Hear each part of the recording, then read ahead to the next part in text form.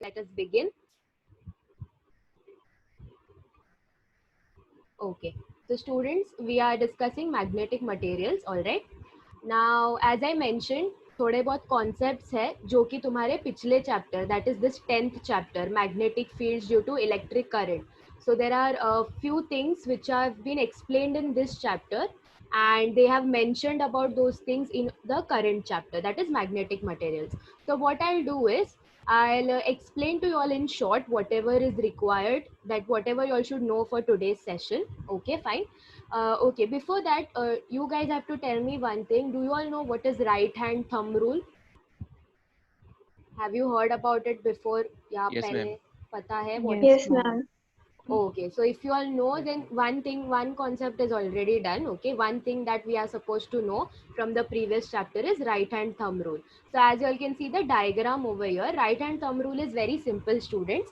Okay, if you have a wire, please concentrate on the video part. So if you have a straight wire, current carrying wire, okay, if I hold the wire like this, so here my thumb is indicating the direction of current. Okay, so in this wire the current is moving in upward direction and मैंने wire ऐसे पकड़ा है. So the thumb part, my thumb is indicating the direction of current. Then the curled fingers which are there, okay, the remaining, the other fingers, they'll indicate the direction of the magnetic field. Now see students, there are two things that can happen. One thing is you can keep a current carrying coil or anything that carries current in external magnetic field. Okay, this is one thing that can be done. For example, if you have a rectangular coil or a circular coil, again all these things you all will be studying in this chapter. One second. Okay, just a minute. All right, so suppose if you have a rectangular coil, okay, where's the marker?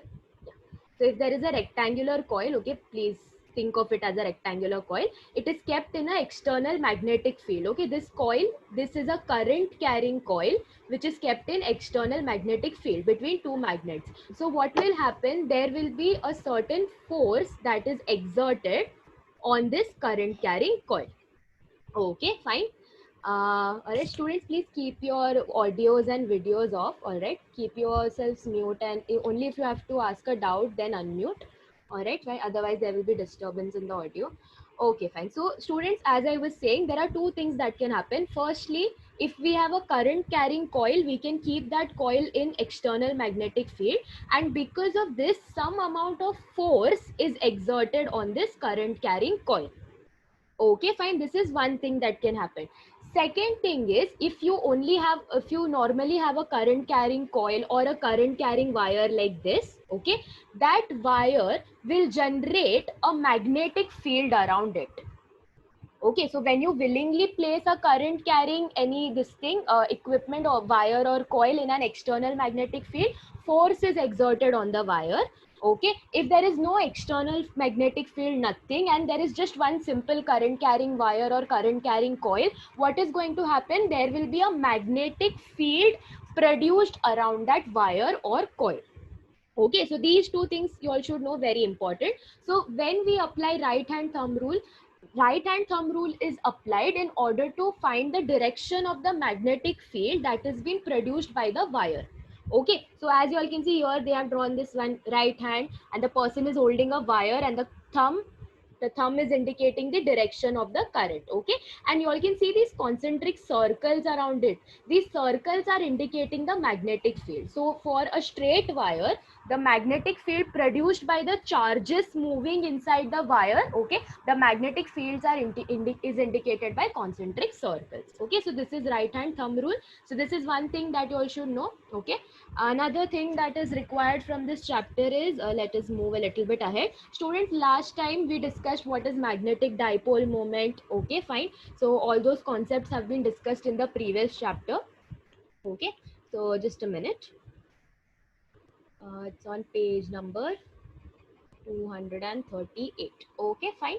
All right, so see students, last time we have seen magnetic dipole moment of a magnet. Okay, when a magnet, north south pole, a bar magnet was kept in uniform magnetic field, it experienced force, it experiences torque, right? And it undergoes rotational motion. All these things we have seen last time. Now, if a current carrying coil or if a current carrying wire, here to be more precise, we are discussing about a current carrying coil. Okay, coil in the sense something like this. Just a minute. Okay, just hold on. Okay, so a current carrying coil. Now, here it is in 2D, but I hope you all can imagine how the wire would be in 3D. So if there is a current carrying coil, it will produce a magnetic field. Okay, it will have a magnetic field around it. So here in this topic of your previous chapter, they have determined magnetic dipole moment because of a current carrying coil. Okay, fine.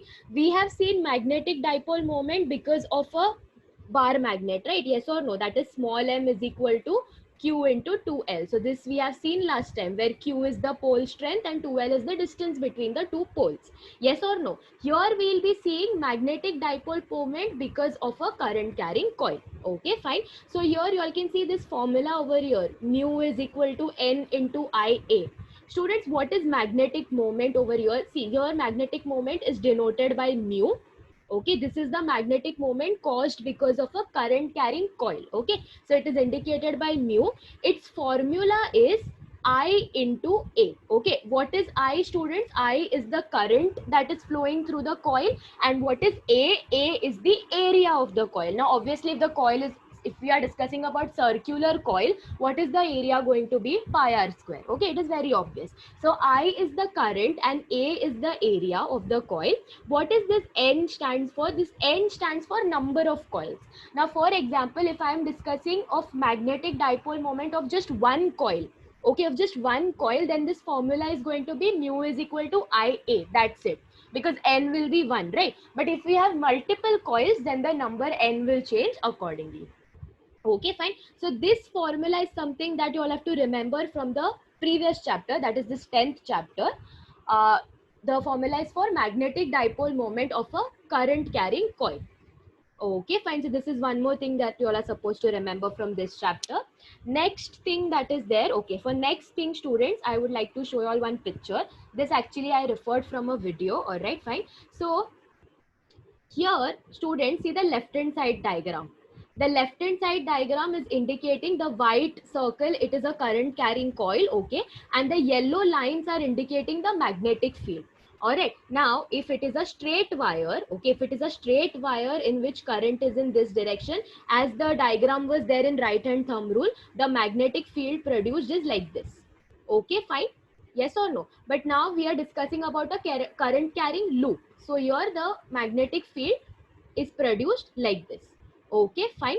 Now this current carrying coil, it behaves like a bar magnet. Okay, fine. Because it is producing a magnetic field, okay, because of the charges moving inside the coil, a magnetic field is produced around this current carrying coil. So we can say that this current carrying coil is behaving like a bar magnet. Okay, they have drawn one equivalent diagram over here. See here, this coil behaves like a bar magnet. Okay, fine. Now, we all know, last time we have discussed this, right? Magnetic lines of force. So they move from north pole to south pole, and inside the magnet they move from south pole to north pole. Okay, so this is something you all already know. Now, students, why this comparison I'm showing you all? Because one conclusion you all have to draw from here is that the above part of the current carrying loop, it behaves like north pole. See, what was the statement? That the current carrying loop, it behaves like a bar magnet.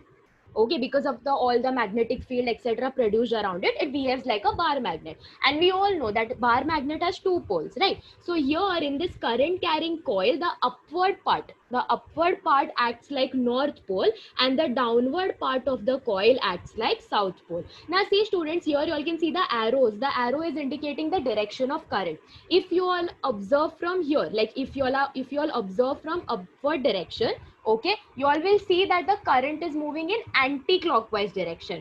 But if you all observe from downward direction, you all will see that the current is moving in clockwise direction. Okay, that is the anti-clockwise clockwise part is only depending on where the observer is present. Okay, originally the current is moving in the same direction upward से देखो या downward से देखो, okay? But that is not the point over here. The point is where the current carrying coil behaves like a bar magnet, and in this the upward part of the coil behaves like north pole and the downward part behaves like south pole. Okay, so students, these are the three things.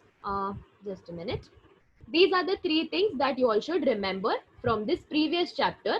So these are the concepts that we'll have in this chapter as well. Just hold on, students. Okay, before I move ahead, please let me know whatever I explained just now. Everyone has understood that?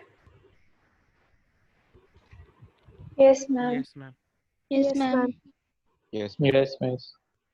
Okay, fine. Good. So let's come back to magnetic materials. All right, fine. So this derivation we finished. Okay. See, we have finished this time period derivation last time. Okay, we have seen this numerical as well. Okay, fine. Now let's move ahead. Location of magnetic poles of a current carrying loop. Students, I just explained, right? Your current carrying loop, it behaves like a bar magnet. So the upward part acts like north pole, the downward part acts like south pole. Okay, fine, of a bar magnet. All right, I think so it is there here. I'll show you from the previous chapter only. We are on chapter 10 right now. Just a minute, okay? Okay, see over here, students. See this diagram. So you all can see this coil, and it is same as what I showed you all just now, the other diagram which I showed. So it is exactly like that. There is a coil, and all these lines are indicating the magnetic field lines. Okay, fine. Yes or no? And see over here, how north and south pole, like how we can determine that? It is by applying right hand thumb rule. Okay, so right hand thumb rule helps us to decide which part is which pole. Again, students, let's not get into that detail because this is altogether a different chapter. All right, but what was needed for this chapter I have explained. So location of magnetic poles of a current carrying loop, that point we already discussed. So let's move ahead. Origin of magnetism in material. So the next topic that we have is origin of magnetism in material. Students, in this topic, okay, this is just the introduction part, so you all can read it out later. The very important topic that now we will be discussing is this topic. Okay, magnetic moment of an electron revolving around the nucleus of an atom. Okay, the magnetic moment present in an electron. So we will be discussing about that, and what kind of, we all know that electrons revolve around the nucleus. So this thing you all are already familiar with. All right, fine. So students, to begin with, let me show you all the diagram for this particular topic. Okay, just concentrate on this diagram. You all can see E over here and the direction. So this is the direction of how the electron is moving. Okay, fine. Then obviously from the center till the circumference, the radius is said to be R over here. Okay.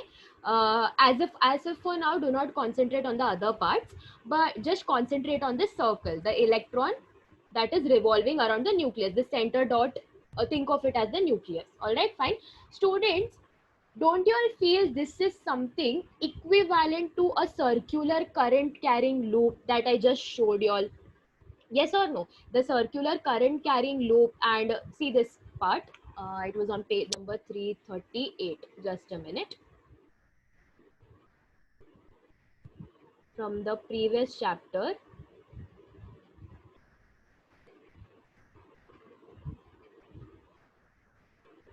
Why is it taking time? Okay, fine. Okay, so see this diagram, students, which I showed you all just now. The electron revolving around the nucleus is equivalent to a current carrying loop.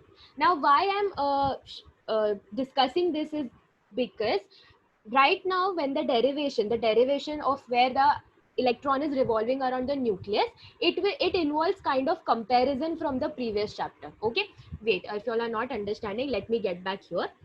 What we'll do is, I hope, okay, before that, please let me know, till now whatever I have said, everyone understood that regarding this diagram and how it is equivalent to the current carrying loop? सबको उधर तक समझा है क्या? Please let me know, students. Yes, ma'am. Yes, ma'am. Yes, Yes, ma'am. Okay, fine, all right. So now what we'll do is, let us just read these questions. Okay, students, before that, I want you all to keep your textbooks near you all, or maybe notebooks or pens or pencils, anything. There are certain points which I'll ask you all to note down. So I want you all to write it down. Okay, fine. All right. So let us read what is written over here.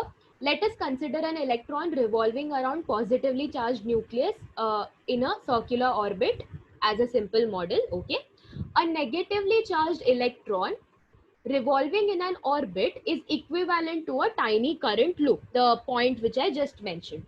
The magnetic dipole moment due to a current loop is given by, okay, students, just now when I started the lecture, we have seen something like this: mu is equal to NIA. Yes or no? Where mu is the magnetic dipole generated because of a current carrying loop, and the formula is I into A, where I is the current flowing and A is the area of the loop, and n stands for number of circular loops, but here we have only one loop, so we can ignore the n part. So the formula for magnetic moment is I into A. So you all can see over here, the magnetic dipole moment due to the current loop is given by M orb is equal to I into A. Students, instead of writing mu, they have written M orb. Now you all know that small m means magnetic dipole moment, and what is this ORB? ORB is indicating orbit. Okay, because we are discussing about an electron revolving around nucleus, so we have to modify the formula accordingly. Okay, fine. So this is nothing but this is something which we just discussed. Okay, magnetic dipole moment. Okay, let's move ahead. It is only a part of the magnetic moment of an atom. Okay, this part is not important. Now see, now here there are certain things that I want you all to note. Okay, fine. Students, there is a branch of physics called quantum mechanics. There is a branch of mechanics called quantum mechanics. You all are aware of that. Okay, fine. Quantum mechanics, what it is nothing but studying of particles at atomic or subatomic level. Okay, students, in this entire derivation, okay, one major property that we are going to deal with is momentum, and to be more specific, angular momentum. Okay, students, I hope you all know what a momentum, what linear momentum is, what a normal momentum is. Do you all know what is the formula for momentum?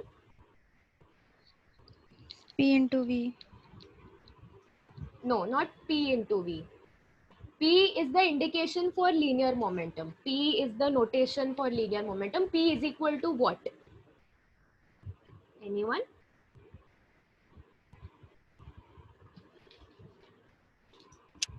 Okay, see students, your normal linear momentum, it given by P, is nothing but m into V, that is mass into velocity.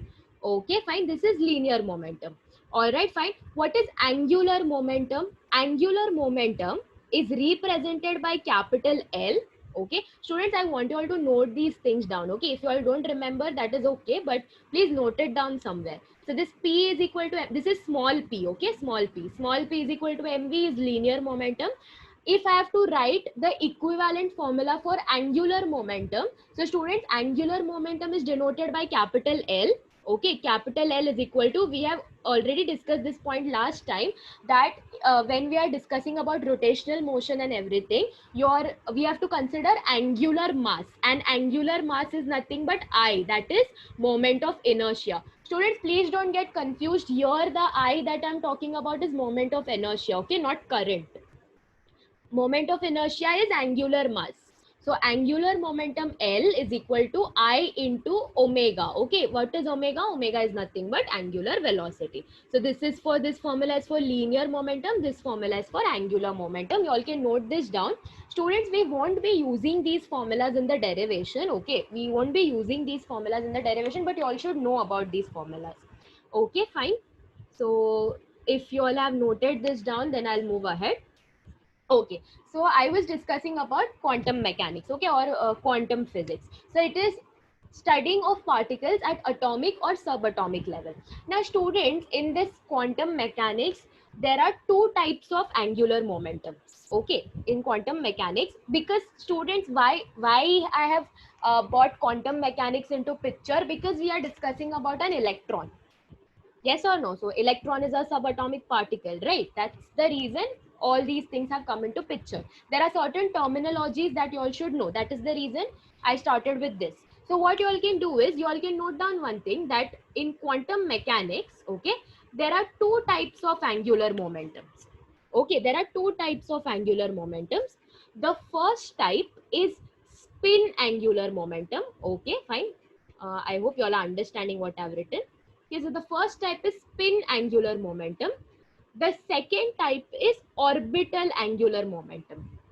Okay, fine. Let me just take some other color. Okay, the second type is orbital angular momentum. Students, please let me know, are you all following what I'm explaining and what I'm asking you all to write down? I want you all to write those points down. सबको समझ रहा है ना क्या चल रहा है? Yes, ma'am. Yes, ma'am. Yes, ma'am.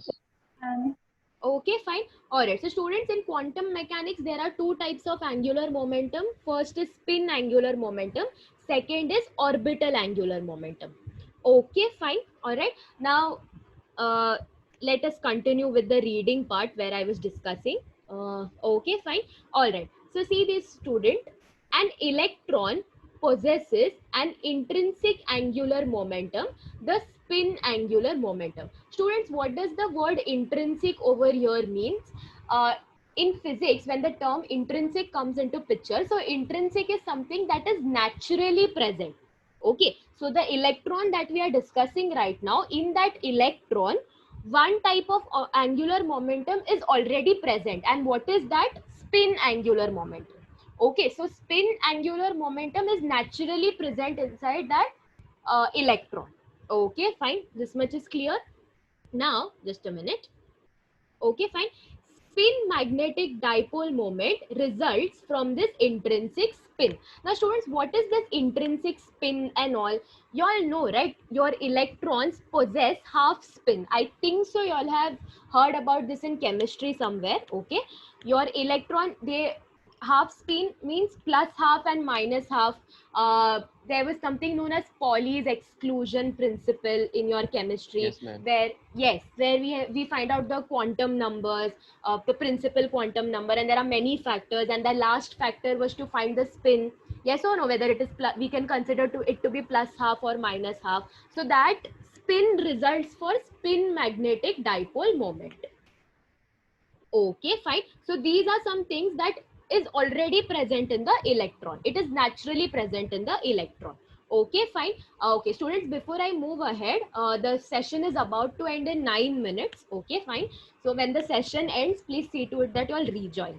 Okay, fine. Okay, so let's move ahead. Consider an electron from here. See, consider an electron moving with constant speed v. Okay, so the electron that is revolving, we'll consider it has speed v.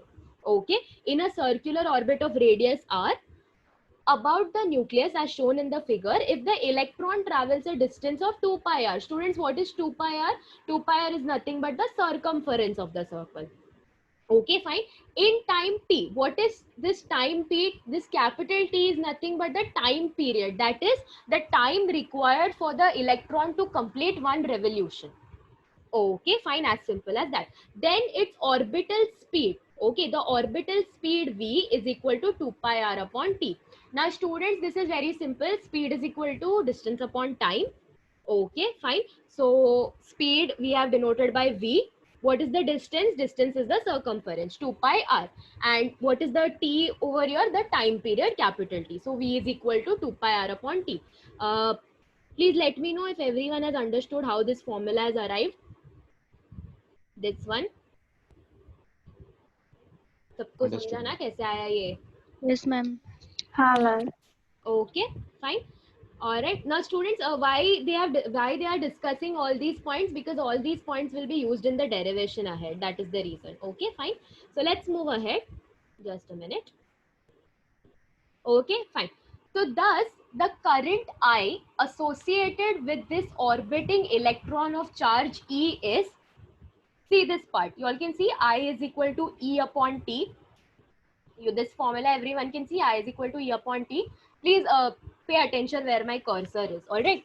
Now the very big question, ये formula आया कहाँ से? ठीक है? Okay, fine. All right. Now see, students, if you all want to determine current, okay, if you all want to determine the current in this loop, you all have to consider one small cross-sectional area. Okay, fine. For example, any area, it can be any area. Okay, if I consider this particular area from here to here. Okay, so in this area, this particular cross-sectional area, I'll use to find out the current. What is the current through the entire loop? Okay, fine. Now see students, we all know that electron, okay, electron has, what is the charge on electron? What is the value? Anyone? 1.6. 1.6 into 10 raised to minus 19. Yes, 1.6 into 10 raised to minus 19, and to be more precise, because electron is negatively charged, we can put a negative sign, okay? So you all can make a note of this thing as well, students, please. E is equal to minus 1.6 into 10 raised to minus 19 coulombs, okay, because it is charged. All right, fine. So we know the charge for electron. Now I have to determine current, okay? Please remember what we are doing. We have to determine current. So students, current is nothing but how many, the flow of charges will give me current. Okay, so this one cross section that I have considered, I have to see to it that how many times my electron is crossing that cross section in 1 second. Okay, see, if in 1 second इतने area में से अगर electron एक ही बार गया, it means the frequency of electron is 1. Okay, that is, it is completing one revolution in 1 second. If the in 1 second, if the electron goes, like it passes 2 times from that particular cross section, it means that the frequency of electron is 2. Yes or no? So in order to determine current, what we do is, in order to determine current, we take the charge of the electron and we multiply it by the frequency. Okay, like at this part I want to determine the current. Okay, so for example, if the electron is passing only once, okay, in 1 second electron बस एक ही बार अगर pass हो रहा है यहाँ से, so what is the value of current? The value of current will be E into 1. Okay, so what is E? E is nothing but 1.6 into 10 raised to minus 19, right? So the value of current will be 1.6 into 10 raised to minus 19 amperes. Okay, fine. If the electron is passing 2 times in 1 second, then E into 2 aa jayega. Why I am ignoring this minus sign, students? Why in I ka value, when I said I's value, I did not mention the minus sign. Why? Because the minus sign indicates that it is moving in the opposite direction. So as you all can see, the movement of electron is in this direction. So it means the movement of current will be in opposite direction, which is indicated over here in your diagram. Okay, fine. So why I explained all these things? Just to tell you all how to derive, how to find current, that is E into F. But students, we all know what F is. F is nothing but 1 by T. So that is how this formula has arrived. Okay, please let me know if everyone has understood this, how this formula for I has arrived. Yes, ma'am. What about others? You all want me to repeat any? Yes, ma'am.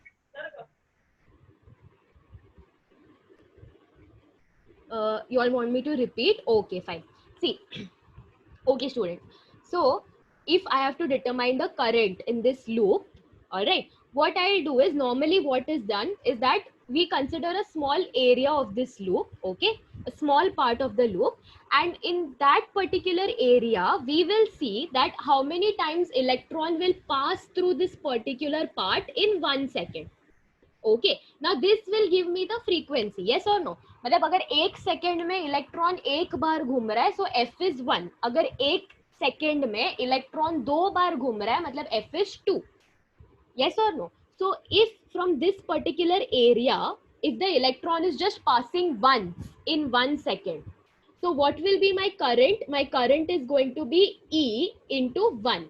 And what is the value of E? E is nothing but 1.6 into 10 raised to minus 19. We won't consider the minus sign because the minus sign is only giving me direction. And we all can see that जहाँ पे electron का direction है उसके opposite direction में current है, देखो.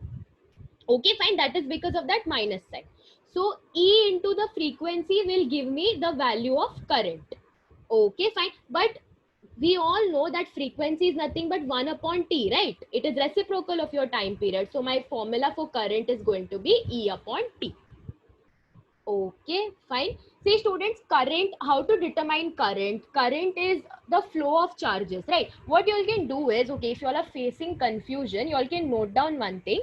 Okay, here in your textbook or somewhere, just mark this one cross section area like this. This is only for explanation, okay? There's no need to write all these things in your exam. And you all can mark a arrow over here and you all can write down charge crossed in 1 second.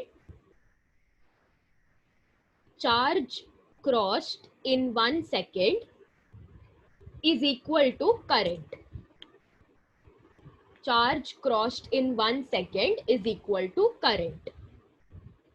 Okay, so the number of times the charge is crossing this particular area into obviously the value. Now the charge in discussion over here is electron, right? So that is the reason E into frequency. That is the number of times the charge is passing through any particular cross-sectional area in 1 second.